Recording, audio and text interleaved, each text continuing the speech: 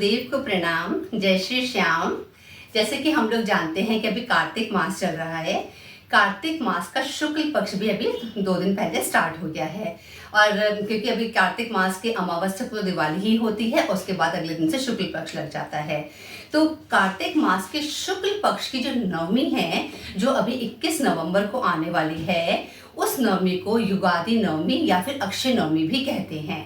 इसके बारे में भगवान श्री कृष्ण ने भविष्य पुराण में दे रखा है कि भगवान श्री कृष्ण युधिष्ठिर के बहुत सारे प्रश्नों के उत्तर देते हुए इस तिथि के बारे में बताते हैं। सिर्फ इसी तिथि के बारे में नहीं बताते, भगवान इस प्रकार की टोटल 4 तिथियों के बारे में बताते हैं जिनको युगादि तिथि कहते हैं।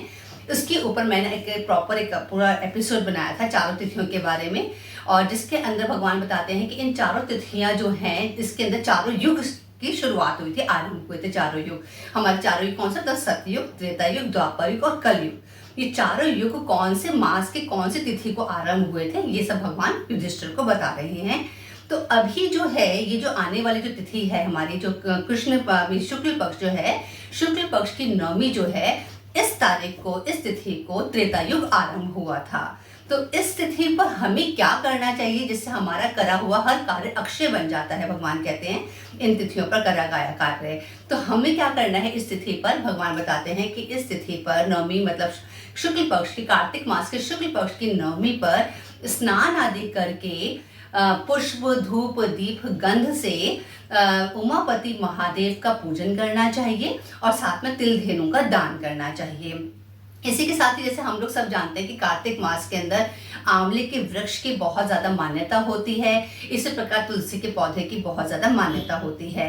तो भगवान बताते हैं कि जो भी मनुष्य आंवले के वृक्ष के नीचे पितरों मतलब आंवले के वृक्ष के नीचे जो भी मतलब पूजन करता है, जिन जिन देवताओं का पूजन करता है, वो देवता उसके वश में हो जाते हैं।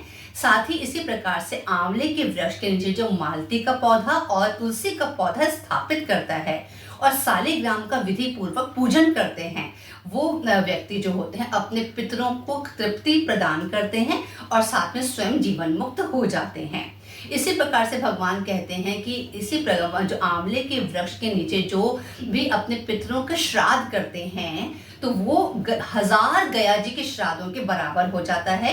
और इसी प्रकार आंवले के वृक्ष के नीचे जो यज्ञ करता है, वो हजारों यज्ञों के बराबर उसका एक यज्ञ होता है। तो इस प्रकार से जो हमारा अभी कार्तिक मास के शुक्ल पक्ष की जो नवमी है, उस नवमी पर अगर हम भी इस विधि पूर्वक इस तरह से पूजन करते हैं, तो हमारा किया गया सारा कार्य क्या बन जाएगा? अक्षय बन जाएगा। तो इसके जो मैंने बाकी तिथियों के बारे में बताया है, वो मैंने अपने एक और एपिसोड में बनाया था, तो उसका लिंक मैं आपको भेज दूंगी, जिससे आप उसको भी देख कर बाकी तिथियों के बारे में भी अच्छे से जानकारी आपको प्राप्त हो जाएगी। तो आज के लिए मैं आपसे इतना ही आपसे को बताना चाहती हूँ। अब अपने नेक्स्ट एपिसोड के अंदर और कुछ नए टॉपिक के साथ दोबारा आपसे मिलती हूँ। तब तक के लिए हरि ओम तत्सत।